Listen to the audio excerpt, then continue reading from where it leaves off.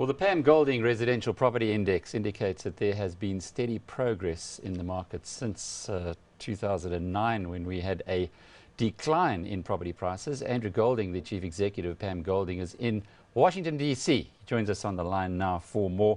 Andrew, the obvious question is, why do we need another index? We've got ABSA, we've got FNB. Are they doing it wrong?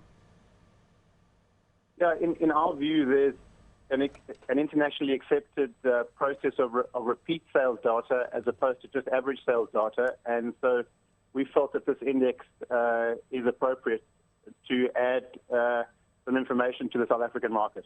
How does it differ?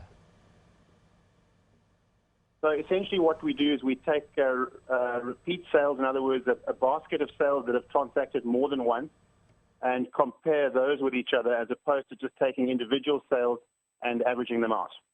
So you're looking at the same product, or the same asset, as it were, and what's happening to that asset over time. Are you getting assistance from other estate agents? No, so our source of data is a company called Lightstone, which looks across the whole market, and then we overlay that with our own market intel. So it's a Pam Golding index as opposed to a collaboration with other agents. And clearly it's a much more comprehensive index, if from what you've told us, with a Lightstone relationship, rather than individual bonds that are granted by either FNB or ABSA.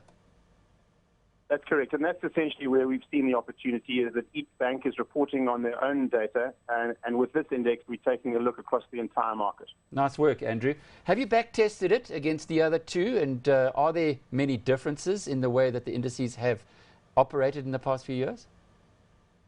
Yeah, I think where the major difference is that the bank's data has to top and tail the bottom of their market and the top of the market, and this looks at an entire cross-section from the bottom end of the entire repeat sales market right the way up to the top end of the market, and so there are some significant differences.